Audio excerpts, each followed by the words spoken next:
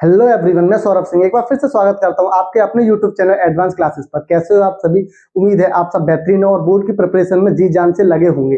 तो आप लोगों को पता है कि हम लोग पढ़ रहे हैं इलेक्ट्रिसिटी की एक क्लास हो चुकी है, तो आज हमारी सेकंड क्लास है इलेक्ट्रिसिटी की, तो इसको भी हम लोग जान लेंगे। इस वीडियो के अंदर हम लोग क्या क्या जानेंगे, हम लोगों ने आज इस वीडियो के अंदर जानने वाले हैं ओम्स का नियम क्या होता है, और जो भी एलिमेंट्री होते हैं उन सबको जानेंगे कि सर्किट से रिलेटेड रेजिस्टेंस क्या होता है, इलेक्ट्रिक बल्ब का सिंबल क्या होता है, स्विच क्या होता है, ओपन की क्या होती है, क्लोज की क्या होती है। इन सभी बारीकी बातों को इस वीडियो के अंदर हम जानेंगे, तो वीडियो के अंत तक जरूर बने रहें। तो चलिए क्लास को हम शुरू करते हैं।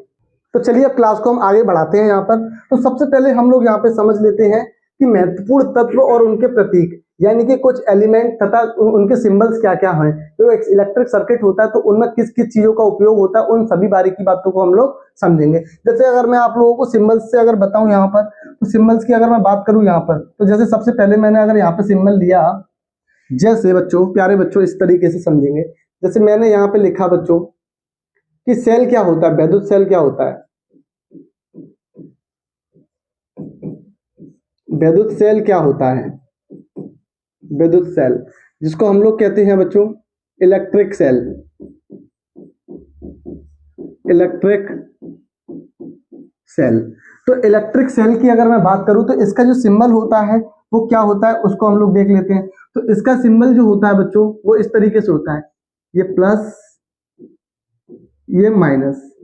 तो ये जो सिंबल होता है बच्चों, ये किसका होता है? इलेक्ट्रिक सेल का सिंबल होता है। किसका होता है? इलेक्ट्रिक सेल का सिंबल होता है। अब जब एक या एक से अधिक सेल मिल जाते हैं तो वो बच्चों बन जाती है क्या? हमारी बैटरी बन जाती है। क्या बन जाती है? बैटरी। तो अगर मैं यहाँ पे बैटरी के सिंबल की बात करूं तो बैटरी का सिंबल किस तरीके से होता है वो देख लेते हैं। बैटरी, तो बैटरी जब एक या एक से ज्यादा सेल मिल जाते हैं तो वहां पे क्या बन जाती है बच्चों? बैटरी बन जाती है। क्या बन जाती है? बैटरी। तो जैसे कि ये सिंबल है, इसमें एक सेल तो ये जोड़ दिया प्लस माइनस, एक सेल और जोड़ दिया प्लस, ये माइनस, ये क्या बन गया हमारा बच्चों? ये हमारी बैटरी बन गई। क्या बन गई बच्चों? बैटरी बन गई। अब अगर मैं बात करूं यहाँ पर, तो अगर मैं बात करूं यहाँ पे प्लग तथा की, प्लग, प्लग तथा की कह सकते हैं इसको हम, कुंजी कहते हैं हिंदी में इसको हम कुंजी, या स्विच भी कहते हैं इसको हम लोग बच्चों, स्विच, स्विच। और इंग्लिश में कहते हैं बच्चों इसको हम लोग प्लग, इस तरीके से प्लग एंड की, या और करके लिख सकते हैं स्विच, स्विच। और इसका सिंबल क्या होता है बच्चों? ये इस तरीके से होता है, यहाँ पे इस तरीके से, इस तरीके से। तो ये सिंबल होता है बच्चों प्लग या की या कुंजी। अब यहाँ पे जो कुंजी होती है ये दो प्रकार से होती है, एक होती है ओपन की, एक होती है क्लोज की। इसको भी हम लोग यहाँ पे देख लेते हैं। एक होती है हमारी ओपन की, एक होती है हमारी यहाँ पे बच्चों, एक इसको हम कहते हैं खुली कुंजी, खुली कुंजी, जिसको हम कहते हैं ओपन की, ओपन की, ओपन की। और ओपन की का जो सिंबल है बच्चों इस तरीके से होता है, यानी इसके बीच में कोई भी डॉट नहीं होता। अगर यहाँ पे मैं डॉट का सिंबल लगा देता हूं तो ये बच्चों क्या हो जाएगी? ये यहाँ पर इसका इस तरीके से भी सिंबल होता है। जैसे कि अगर मैं बताऊं यहाँ पे, तो ये सिंबल भी बच्चों इसका होता है। ठीक है। नेक्स्ट अगर मैं बात करता हूं यहाँ पे, बंद की क्या होती है बच्चों? बंद की, जिसको हम कहते हैं क्लोज की, बंद कुंजी, बंद कुंजी। तो बंद कीज को हम कहते हैं बच्चों क्लोज की, क्लोज की। और इसका जो सिंबल होता है बच्चों वो किस तरीके से होता है? ये डॉट, बीच में क्या लगा देते हैं बच्चों? यहाँ पे डॉट लगा देते हैं। क्या लगा देते हैं? डॉट। और इसका इस तरीके से भी सिंबल होता है यहाँ पे, और ये इस तरीके से होता है यहाँ पे, इस तरीके से। ये क्लोज हो जाती है बच्चों, यहाँ पे क्या हो जाती है बच्चों? ये क्लोज हो जाती है। ठीक है। इस तरीके से इसको हम बंद कर देते हैं यहाँ पे। तो ये क्या है बच्चों? ये कुछ सिंबल्स हैं, और इसके अलावा और भी सिंबल्स हैं, उसको भी हम लोग यहाँ पे देख लेते हैं। जैसे कि अगर मैं बात करता हूँ यहाँ पर, जैसे कि अगर मैं बात करता हूँ यहाँ पे बच्चों, अगर मैं आप लोगों से बात करूं यहाँ पर, जैसे बच्चों अगर मैं यहाँ पे बात करूं कि एक तो होता है बच्चों हमारा क्या है यहाँ पे, एक होता है हमारा अमीटर, अमीटर। तो अमीटर का सिंबल क्या होता है? जिसको हम कहते हैं अमीटर। तो इसका जो सिंबल होता है बच्चों वो क्या होता है, इस तरीके से, ये अमीटर लगा दिया और ये लगा दिया प्लस माइनस, ठीक है। और अमीटर को हमेशा किस में जोड़ा जाता है बच्चों, श्रेणी क्रम में जोड़ा जाता है। किसमें जोड़ा जाता है, श्रेणी क्रम संयोजन। ये बात भी आपको याद रखनी है, श्रेणी क्रम संयोजन, जिसको हम लोग कहते हैं series combination. Series combination, series combination में जोड़ा जाता है अमीटर को, ठीक है।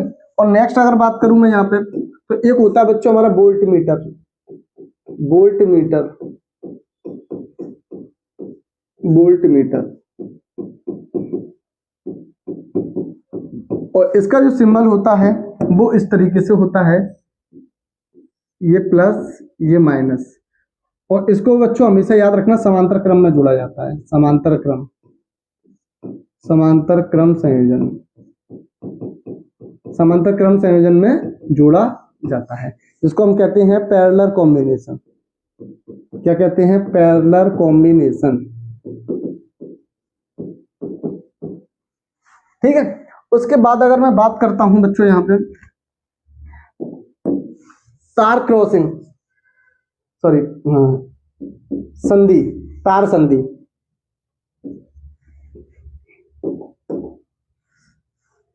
तार संधि क्या होती है इसको भी हम देख लेते हैं यहाँ पे, ठीक है। तार संधि,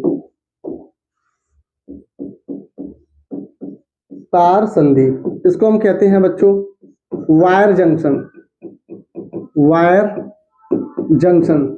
अब वायर जंक्शन किस तरीके से होता है, तो वायर जंक्शन किस तरीके से होता है इसको देख लेते हैं। वायर जंक्शन इस तरीके से, जैसे कि कई सारे वायर आके एक इस पॉइंट पे आके ज्वाइंट हो गए, ये इस पॉइंट पे आके बच्चों क्या हुए, यानी एक पॉइंट ऐसा, एक ऐसा पॉइंट जहां पे कई सारे वायर आके मिलते हैं और ज्वाइंट होता है, उसको हम कहते हैं वायर संधि, यानी कि वायर जंक्शन, ठीक है, वायर जंक्शन। इसके बाद होता है बच्चों तार क्रॉसिंग, तार क्रॉसिंग विदाउट, तार क्रॉसिंग, ठीक है, तार क्रॉसिंग इसको कहते हैं वायर क्रॉसिंग, वायर क्रॉसिंग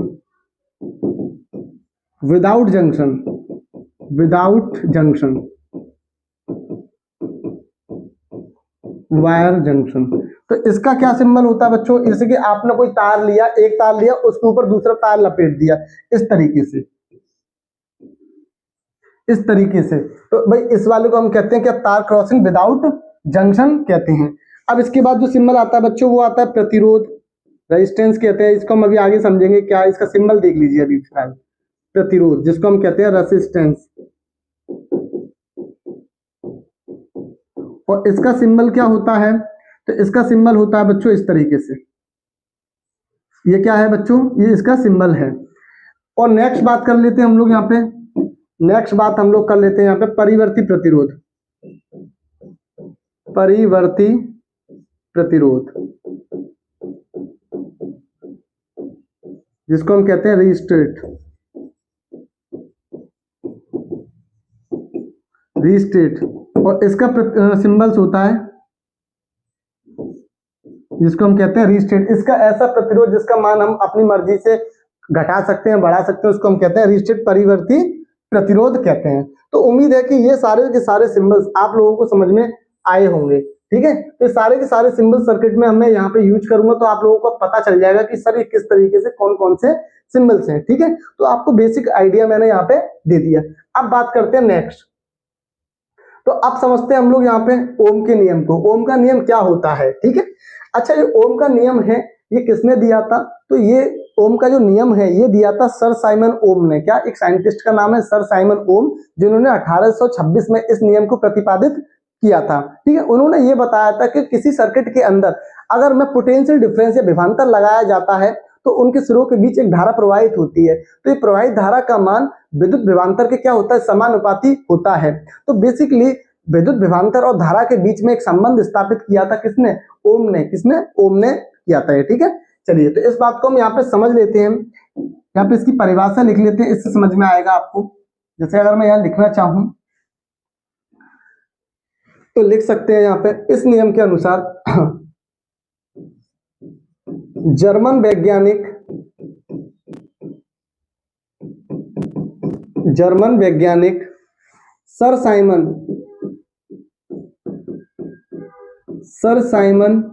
ओम ने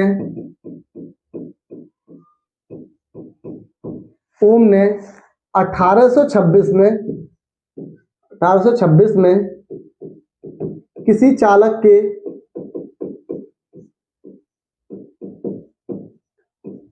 के सुरों के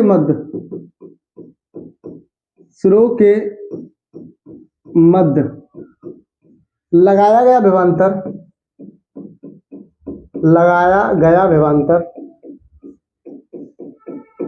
विभवांतर तथा प्रवाहित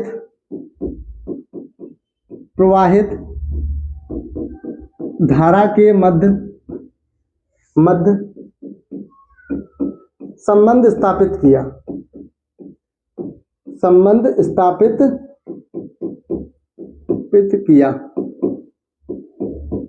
ठीक है भाई, इन्होंने एक संबंध स्थापित किया किसमें बच्चों, यानी कि विद्युत विभवांतर और विद्युत धारा के बीच में एक संबंध स्थापित किया। ठीक है, तो इन्होंने बता भी, इसका नियम अगर हम यहाँ पे लिखना चाहें तो इसके नियम को हम यहाँ पे लिख सकते हैं। इस नियम के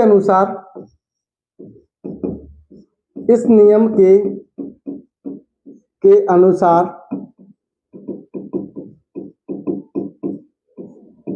किसी चालक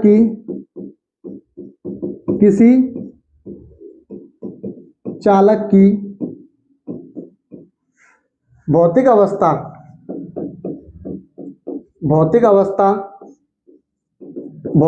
क्या होती है अभी बताते हैं। भौतिक अवस्था जैसे ताप, दाब, लंबाई तथा क्षेत्रफल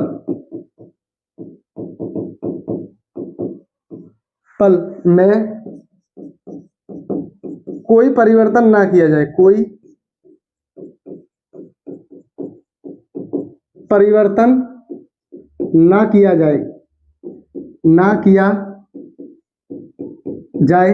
तो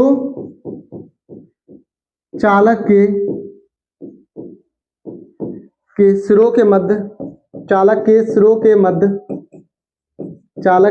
के मध्य उत्पन्न विभवांतर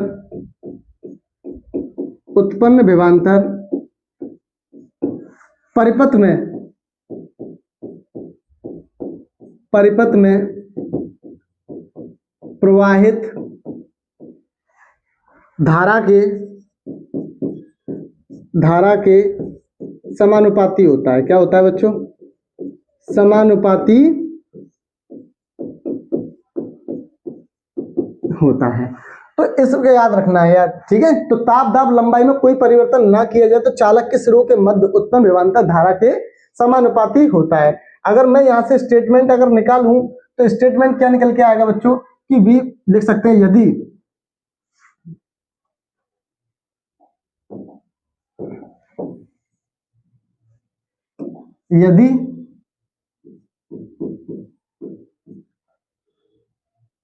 परिपथ में उत्पन्न विभवांतर V तथा धारा I हो तो क्या होगा बच्चों, यानी V प्रोपोर्शनल टू I, यानी विभवांतर का मान धारा के समानुपाती होता है। अब जब भी प्रोपोर्शनल का साइन हटता है बच्चों तो क्या आता है, कांस्टेंट आता है। तो V प्रोपोर्शनल टू ये आएगा बच्चों I R, और R यहाँ पे क्या है बच्चों, तो R अभी हम बताते हैं। तो R यहाँ पे क्या है, R यहाँ पे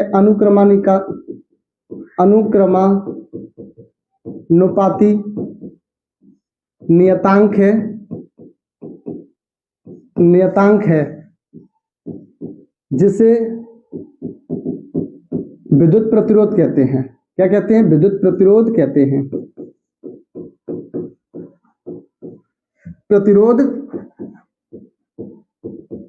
हैं। इसका मतलब ये होता है बच्चों कि धारा के मार्ग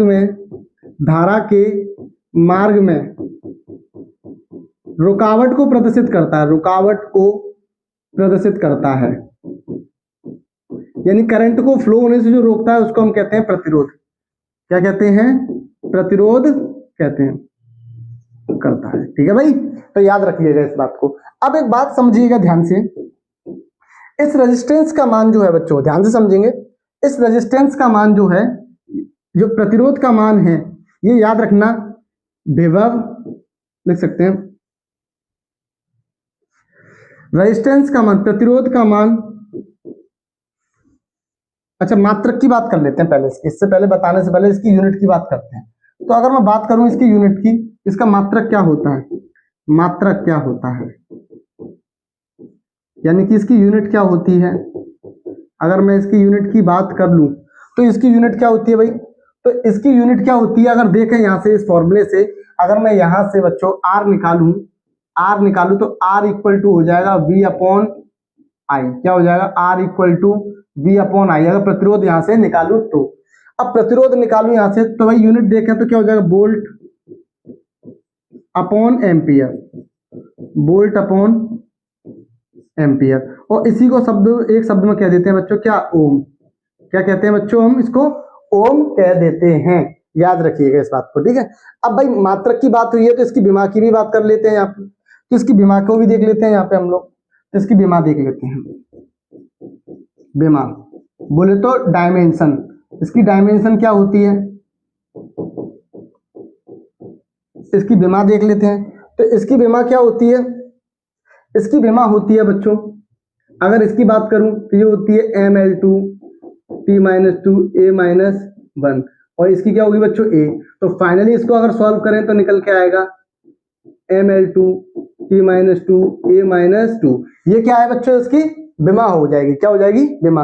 मैं साइड से हो जाता हूं, एक बार आप स्क्रीनशॉट ले लीजिए इसका।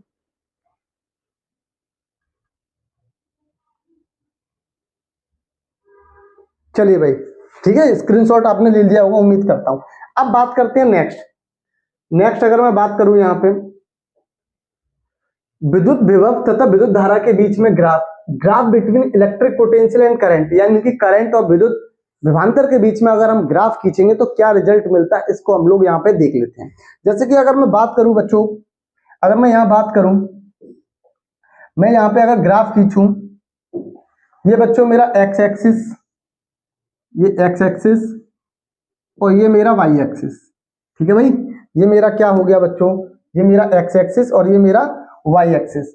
तो इसको मैं यहाँ पे लिख लेता हूं, तो ये तो बच्चों मेरा एक्स अक्ष है, एक्स एक्सिस। ठीक है, और ये वाला जो है मेरा, ये है वाई एक्सिस। एक्स एक्सिस में जो मेरे पास है बच्चों वो करंट है, और वाई एक्सिस में बच्चों मेरे, वाई एक्सिस में बच्चों मेरे पास है पोटेंशियल। तो जब मैं इन दोनों के बीच में ग्राफ खींचता हूं बच्चों, तो मुझे क्या देखने को मिलता है कि मुझे यहां से एक स्ट्रेट लाइन मिलती है। क्या मिलती है बच्चों, एक स्ट्रेट लाइन मिलती है। किसका मिलती है, एक स्ट्रेट लाइन मिलती है, जो रिप्रेजेंट करती है किसको बच्चों, आर। बोले तो प्रतिरोध को रिप्रेजेंट करती है। किसको रिप्रेजेंट करती है, प्रतिरोध को रिप्रेजेंट करती है। ठीक है, और इसके बीच में अगर बच्चों एंगल थीटा हो, क्या हो, थीटा हो, तो यहाँ पे बच्चों इसका ग्राफ अगर मैं देखूं तो आप लोग जानते हो इसका, अगर मैं यहाँ पे देखूं R इक्वल टू, आप लोग जानते हो, अगर मैं यहाँ पे इसकी प्रवणता देखूं, प्रवणता कह लूं चाहे झुकाव कह लूं, ठीक है, तो इसका होता है बच्चों tan theta equal to Y upon X. Y axis की तरफ बच्चों क्या है यहाँ पे, तो v है, और ये एक्स एक्सिस की तरफ क्या है बच्चों, i, और ये किसके बराबर है बच्चों, r के। तो यहां से क्या निकल के आया बच्चों, r equal to V upon I, r equal to V upon I. तो जब भी बच्चों हम विद्युत विभवांतर और धारा के बीच में ग्राफ खींचेंगे तो हमें एक सीधी रेखा प्राप्त होगी। क्या बच्चों, एक स्ट्रेट लाइन प्राप्त होगी, एक स्ट्रेट लाइन मिलेगी। क्या मिलेगी, एक स्ट्रेट लाइन प्राप्त होगी, जो कि बच्चों किसको रिप्रेजेंट करेगी कि ओम्स का लॉ, ओम का जो नियम है ये हमेशा धातुओं के लिए लागू होता है। किसके लिए, अब क्वेश्चन आता है सर अगर ये लाइन सीधी प्राप्त ना होती तो क्या होते। अभी हम आगे चर्चा करेंगे बच्चों। ऐसे चालक जो ओम के नियम को फॉलो करते हैं उनको हम ओमीय कंडक्टर कहते हैं, और ओमीय कंडक्टर के अंदर जो लाइन होगी वो हमेशा स्ट्रेट लाइन मिलेगी। अगर ये लाइन हमें जिगजैग टाइप में मिलती है तो इसका मतलब क्या है कि वो ऐसे चालक होंगे जो ओम्स के नियम को फॉलो नहीं करते, ओम के नियम को फॉलो नहीं करते। ठीक है, तो याद रखना है। तो एक बात को मैं यहाँ नोट पॉइंट डाल के लिख देता हूं, इस बात को आपको याद रखना है, इस बात को याद रख देना है कि ओम का नियम केवल धातुओं या धात्विक चालकों के लिए, धातुओं के लिए लागू होता है, धातुओं के लिए लागू होता है। ठीक है, इस बात को याद रखना है। दूसरा पॉइंट एक बात और याद रखना है, प्रतिरोध का मान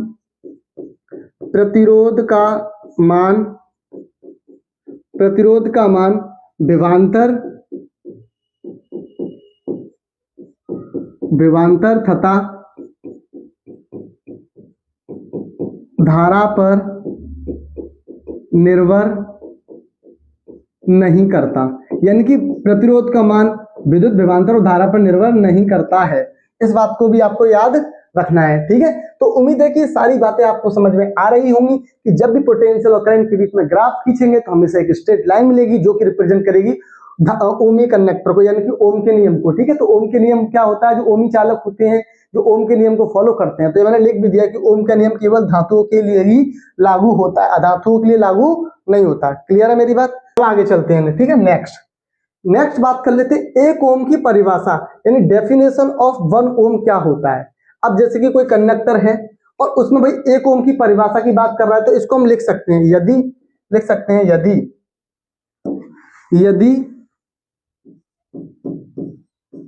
किसी चालक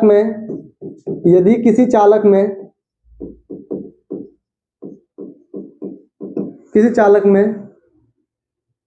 स्रों के मध्य लगाया गया विभवांतर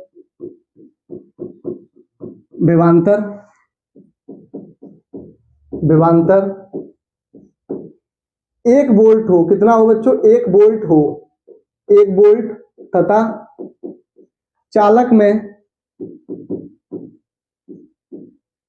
प्रवाहित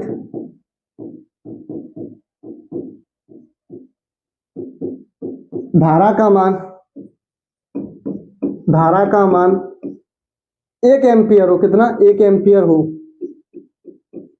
हो, तो इस अवस्था में प्रतिरोध का मान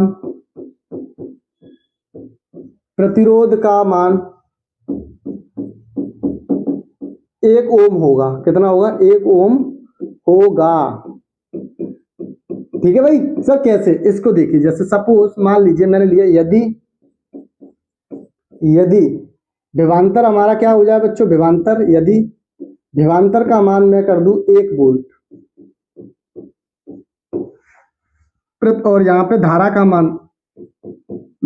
मान कर दूं बच्चों, यहाँ पे मैं कितना कर दूं बच्चों, 1 एम्पियर।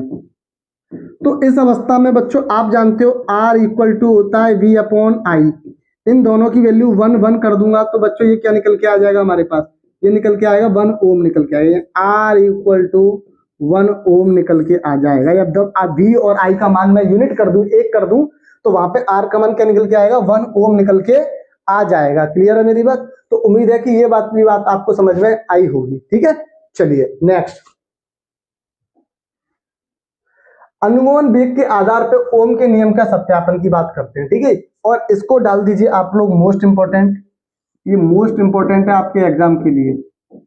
ठीक है, ये काफी इंपॉर्टेंट है, ये आप 2026 में आपके एग्जाम में आने की बहुत ज्यादा चांसेस हैं, तो इस बात को भी आपको ध्यान से समझना और डेरिवेशन को ध्यान से समझेंगे। ठीक है, चलिए, तो ओम के नियम के आधार पे, अनुगमन वेग के आधार पे, यानी कि ड्रिफ्ट वेलोसिटी के बेस पर हमें ओम के नियम को प्रूफ करना है। ठीक है, मैं चाहूं तो इसको 4-5 लाइन में खत्म कर दूं, लेकिन वो मेथड नहीं, आपको बेसिकली ये मैक्सिमम मार्क्स में आता है, लॉन्ग क्वेश्चन में आता है, तो आपको पूरा प्रूफ करना पड़ेगा। इसलिए मैं आपको एक सिस्टमैटिक तरीके से बताता हूं, जिससे आप बोर्ड एग्जामिनेशन में इसी तरह से आप रिप्रेजेंट करके आएंगे। ठीक है, चलिए, तो सबसे पहले बच्चों क्या है कि यहाँ पे कि भैया एक चालक है, मान लीजिए कि कोई एक चालक है, इस तरीके से ये कोई एक चालक है, ठीक है, ये कोई एक चालक है मान लीजिए,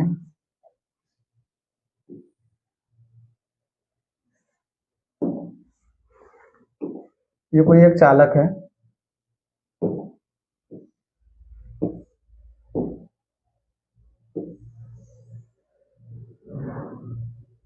ठीक है, ये कोई एक चालक है मान लो। अब भाई ये चालक है, तो भैया मैंने इसको चालक, पहले मैं चालक बना लेता हूँ, ठीक है, अच्छे से, इससे आपको सारी चीजें एक सिस्टमेटिक वे में समझ में आए।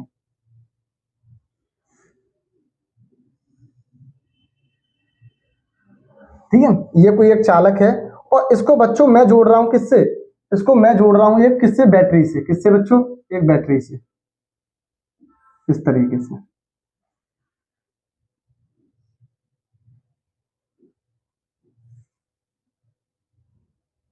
और इसको मैंने जोड़ दिया बच्चों किससे, एक बैटरी से।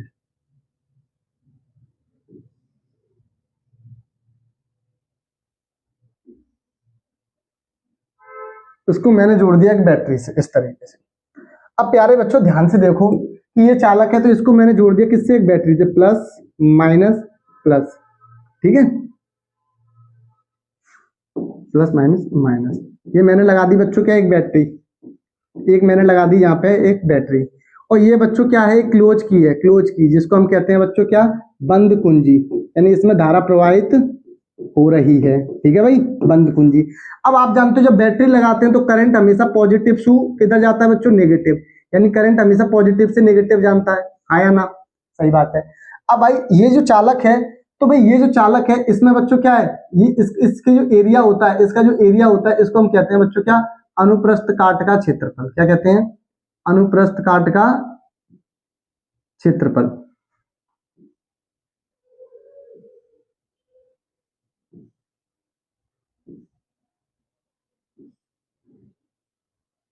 अनुप्रस्थ काट का क्षेत्रफल, ठीक है, अनुप्रस्थ काट के इसको हम लिख सकते हैं, इसको हम लिख सकते हैं बच्चों क्या, अनुप्रस्थ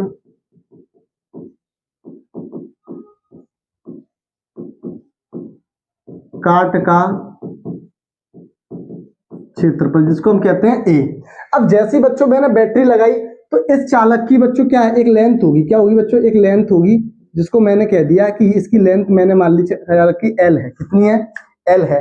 अब ये चालक है तो इसमें भैया क्या होंगे, इलेक्ट्रॉन्स होंगे, क्या होंगे भाई, इलेक्ट्रॉन्स होंगे, तो इसके बीच में क्या भैया चालक है, तो इसके अंदर होंगे इलेक्ट्रॉन्स, इस तरीके से होंगे इलेक्ट्रॉन्स।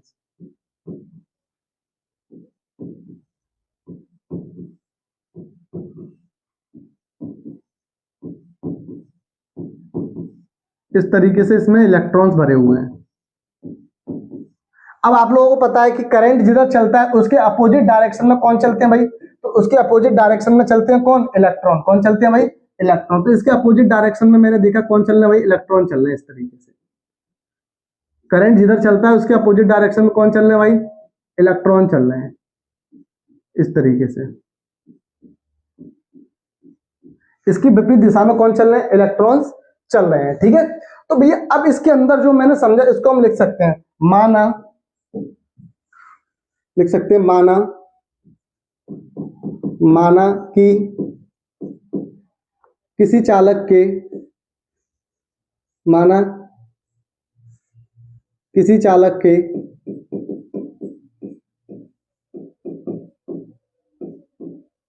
माना किसी चालक के एकांक आयतन में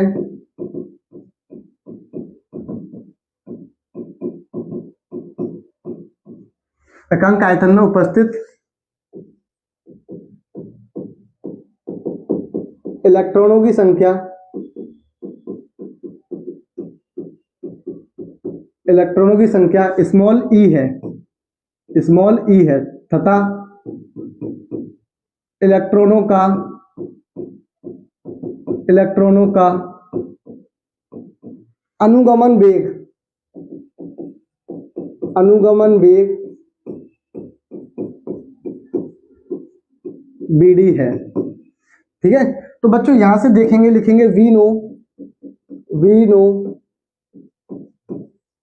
दैट आई इक्वल टू होता है बच्चों हमारा N E A B D, ये हम लोग जानते हैं, आई इक्वल टू होता है हमारा N E A B D. इसको डाल दिया इक्वेशन नंबर फर्स्ट। क्या डाल दिया इक्वेशन नंबर बच्चों? इसको हमने डाल दिया फर्स्ट। ठीक है, इसको डाल दिया इक्वेशन नंबर फर्स्ट। तो अब यहां से लिखेंगे माना माना माना कि कोई इलेक्ट्रॉन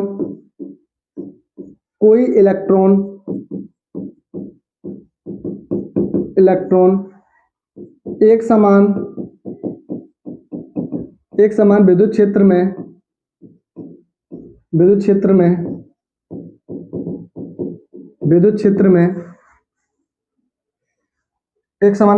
में गति करता है जिसका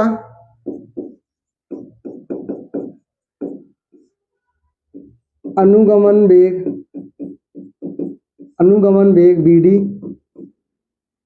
BD तथा आवेश स्मॉल e है। ठीक है भाई, इस पे इतना विद्युत क्षेत्र द्वारा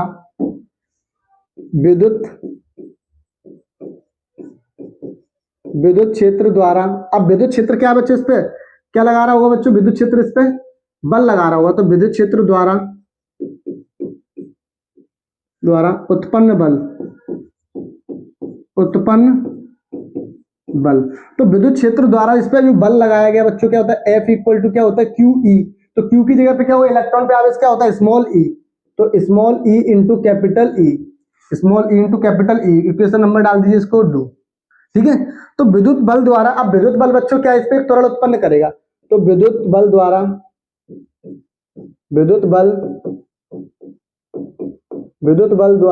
उत्पन्न त्वरण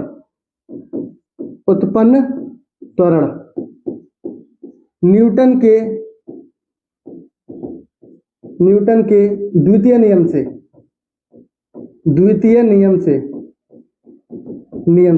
अब न्यूटन का द्वितीय नियम क्या होता है बच्चों? F इक्वल टू एम है। तो A बराबर क्या हो जाएगा बच्चों?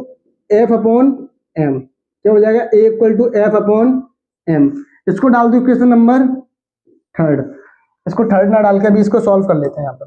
ठीक है, अब बच्चों मैं क्या करूंगा कि F का मान उठा के समीकरण नंबर इसमें रख दूंगा 3 में। इसमें समीकरण नंबर 3 में यहाँ पे। ठीक है, तो लिख सकते हैं बच्चों नेक्स्ट, समीकरण 2 से F का मान समीकरण 3 में रखने पर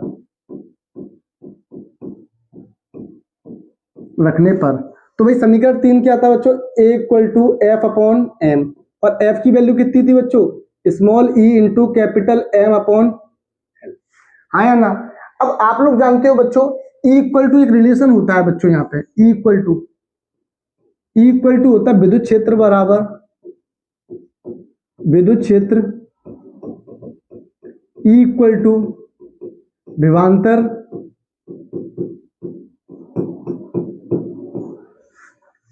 और ये चालक की लंबाई L। E equal to V upon L यहाँ रख दीजिए बच्चों। तो A बराबर क्या हो जाएगा? स्मॉल e इंटू, इसकी जगह पे क्या हो जाएगा बच्चों? E की जगह पे EB upon ml।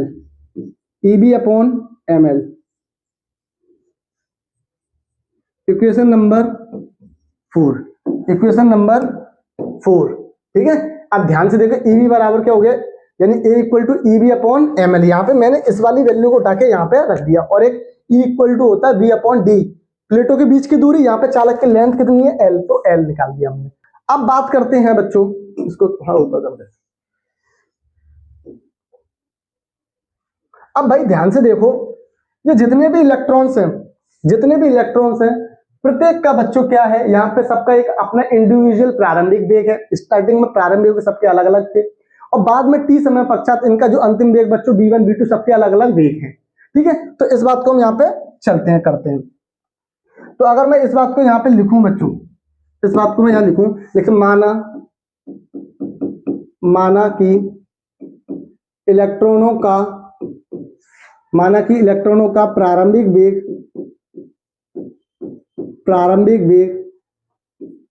U1 U2 U3 और इस तरीके से बच्चों कहां तक UN है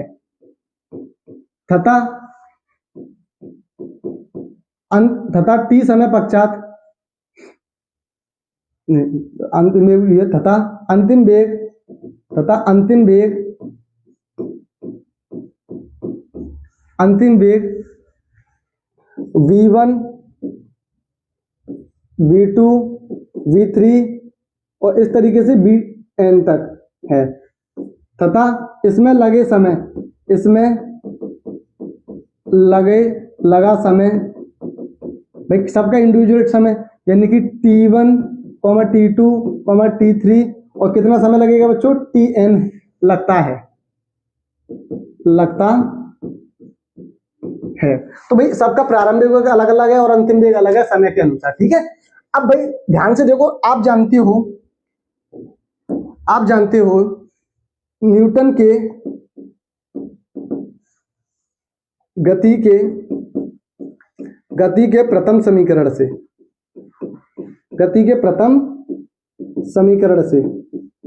तो गति का प्रथम समीकरण क्या कहता है बच्चों? v equal to U plus A T, ये कहता है बच्चों क्या गति का प्रथम समीकरण। तो भैया अगर अब मैं यहां से देखूं तो अगर मैं इन सब का निकालूं यहाँ पे तो वो तो मैं निकालूंगा, उससे पहले मैं आपको ये बताता हूं, इसको डाल दीजिए क्वेश्चन नंबर 5। अगर मैं इनका औसत देखूं यहाँ पे, क्या देखूं बच्चों? औसत।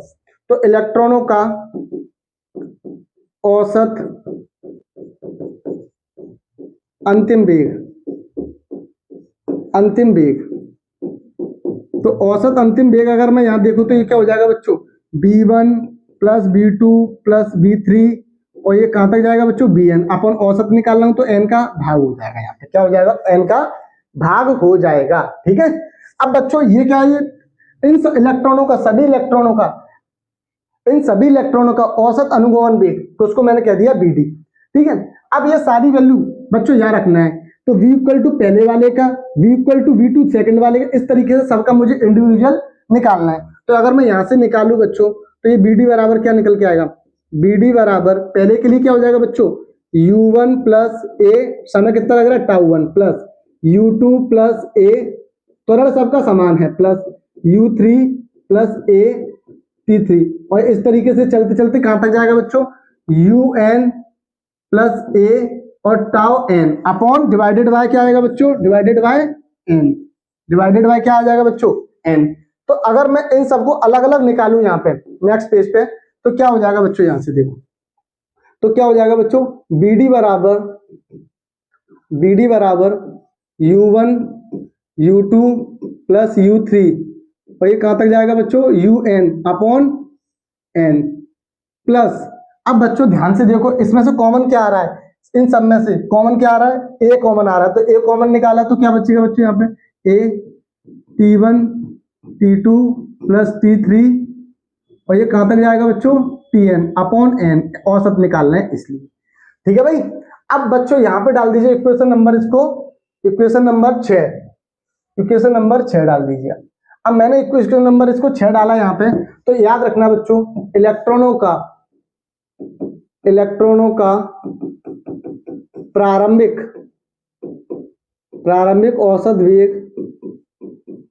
औसत वेग शून्य होता है। क्या होता है? औसत वेग शून्य होता है, यानी उस समय पर जब चालक पे बैटरी नहीं जुड़ी होती है तो इलेक्ट्रॉन जिगजैग टाइप में अनियमित गति करते हैं, तो उस अवस्था में इनका प्रारंभिक औसत वेग क्या माना जाता है? शून्य माना जाता है। तो क्या आ गया बच्चों यहां से? तो ये क्या है? u1 plus u2 plus u3 और ये कहां तक जाएगा बच्चों? un upon n equal to 0। तो ये बच्चों पूरा ही क्या हो जाएगा? u1 plus u2 plus u3 equal to 0। ये तो पूरा 0 हो गया यहाँ पे, बिल्कुल सही बात है। तो यहाँ पे बचेगा क्या बच्चों? अब इस चीज को क्या कहते हैं? औसत क्रांतिकाल को क्या कहते हैं बच्चों हम लोग? औसत क्रांतिकाल।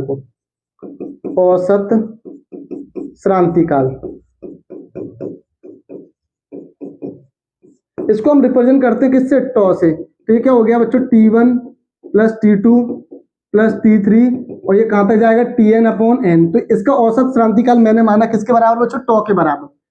किसके बराबर माना? टॉ के। तो बच्चों यहाँ पे जब मैंने इसको रखा यहाँ पे यहाँ पे मैंने इसको अगर यहाँ पे रखा, इसको थोड़ा ऊपर कर लेते हैं, ठीक है। अब देखिए, तो भाई अब यहाँ पे जब मैंने इसको रखा बच्चों, तो क्या आया बच्चों, बी डी बराबर, ये तो 0 हो गया प्लस ए, और ये क्या हो गया बच्चों, टाउ। तो इसके बराबर मैंने क्या रख दिया, टॉ। तो बी डी बराबर ए टॉ निकल के आया, बी डी बराबर ए टॉ निकल के आया। इसको डाल दो इक्वेशन नंबर 7। अब बच्चों ध्यान से देखो, ए की वैल्यू मैं निकाल चुका हूं, यहाँ पे ए की वैल्यू मैं यहाँ पे निकाल चुका हूं। ए की वैल्यू ये रही मेरी। अब ए की वैल्यू बच्चों ए बराबर के E B upon M L, तो इसको रख दिया बच्चों समीकरण 7 में। तो यहाँ पे लिख सकते हैं समीकरण 4 से, समीकरण 4 से, समीकरण 4 से, 4 से ए का मान समीकरण, समीकरण 7 में रखने पर, किसमें, 7 में रखने पर, तो मैंने यहां रखा बच्चों इसको, तो क्या निकल के आया, बी डी बराबर, बी डी बराबर ए की वैल्यू कितनी है बच्चों, E B upon M L into tau, ये निकल के आया बी डी की वैल्यू, ठीक है। अब इस बी डी की वैल्यू को डाल दो इक्वेशन नंबर 8 डाल दो चाहो तो आप, और इस बी डी की वैल्यू को उठा के मैं रख रहा हूं बच्चों क्या, समीकरण नंबर 1 में। कहां पे रखना है, समीकरण नंबर 1 में। तो यहां रख दिया बच्चों मैंने समीकरण नंबर 1 में। बी डी का मान समीकरण 1 में रखने पर, समीकरण 1 में रखने पर, और समीकरण 1 क्या था बच्चों, I equal to N E A B D. तो यहां पे रखा बच्चों, देखो तो N E A B D की जगह पे रखा बच्चों E V upon M L into tau. तो फाइनली आई इक्वल टू क्या निकल के आया, N E square A, N E square A, और ये हो गया tau M L into B. अब बच्चों ध्यान से देखो, I upon B, I equal to होता है बी इक्वल टू होता है आई आर। तो यहां से अगर मैं इसको डिवाइड में ले जाऊं तो क्या हो जाएगा बच्चों, बी अपॉन आई, तो ये हो जाएगा तुम्हारा, आप जानते हो बी इक्वल टू होता है आई आर, ठीक है। तो आई इक्वल टू हो जाएगा यहां से, यानी आर इक्वल टू हो जाएगा B upon I, B upon I, यानी कि हाँ इसको रिवर्स कर दो बच्चों, तो ये हो जाएगा बच्चों आई अपॉन बी, बी को डिवाइड में ले आए, ये क्या बचेगा बच्चों, N E square A tau upon M L, ये बचेगा। अब आई अपॉन बी अगर यहां से देखो बच्चों, बी इक्वल टू आप लोग जानते हो आई आर होता है, अगर आई निकालूंगा तो ये हो जाएगा बी अपॉन आर। अगर आई अपॉन बी है यहाँ पे, तो किसका बराबर बचेगा, ये 1 अपॉन आर के बराबर बचेगा। तो बच्चों यहां से देखो, इसको क्या लिख सकता हूं मैं यहाँ से, तो इसको लिख सकता हूं बच्चों में 1 upon R equal to N E square A tau upon M L. क्या लिख सकता हूं, ये लिख सकता हूं। अब ये दोनों बराबर है, तो यहां से बच्चों v इक्वल टू क्या निकल के आ जाएगा, तो v इक्वल टू यहां से निकल के आ जाएगा बच्चों i upon v equal to क्या निकल के आ जाएगा, आई आर। तो ये से निकल के आया बच्चों 1 upon R equal to I upon v। तो यहां से v इक्वल टू क्या निकल के आ जाएगा बच्चों, आई आर निकल के आ जाएगा। और यही ओम का नियम होता है। यानी कि अब यहाँ पे सर ये चीज क्या है फिर, तो जैसे N E square upon M L, ये क्या है यहाँ पे, तो मैं इसको यहाँ लिख देता हूं N E square A tau upon M L. तो बच्चों ये क्या है यहाँ पे, ये सब क्या है यहाँ पे, कांस्टेंट है। यही तो होती है, किसी चालक की भौतिक अवस्था में कोई परिवर्तन ना किया जाए तो उस कंडीशन में विभव का मान धारा के समानुपाती होता है। तो बच्चे ये क्या है, कांस्टेंट है, क्या है, कांस्टेंट है। क्लियर है। तो उम्मीद है कि ये सारी चीजें आपको समझ में आई होंगी, तो ये डेरिवेशन आपको समझ में आया होगा। एक बार फिर से देख लो, कंफ्यूजन की कोई बात नहीं है कि ये जो चीज है बच्चों, ध्यान से देखना, ये जो चीज है ये बच्चों किसके बराबर है, ये किसके बराबर है बच्चों, 1 अपॉन आर के बराबर है, क्योंकि कांस्टेंट है ये। तो कांस्टेंट है तो इसको मैंने 1 अपॉन आर के बराबर माना। तो यहां से क्या निकल के 1 upon R equal to I upon B, ये तो कांस्टेंट है, तो क्या निकल, वी इक्वल टू क्या निकल के आया यहाँ पे, आई आर निकल के आया। क्या निकल के आया, V equal to I R. तो उम्मीद है कि यहाँ की क्लास आपको समझ में, तो उम्मीद है कि ये वाला डेरिवेशन आप लोगों को समझ में आया होगा, क्योंकि ये डेरिवेशन इंपॉर्टेंट है बोर्ड एग्जामिनेशन की दृष्टि से। तो इसको आपको प्रैक्टिस करके जाना है, एग्जाम में जब जाओ तो इसकी प्रैक्टिस करके जरूर जाइएगा। ये डेरिवेशन आपके एग्जाम में जरूर आएगा, ठीक है। तो उम्मीद है क्लास आपको पसंद आई हो। वीडियो अगर पसंद आई हो तो वीडियो को लाइक करें, चैनल को सब्सक्राइब करें और अपने दोस्तों में वीडियो को जरूर शेयर करें। मिलते हैं नेक्स्ट वीडियो में। Thank you guys.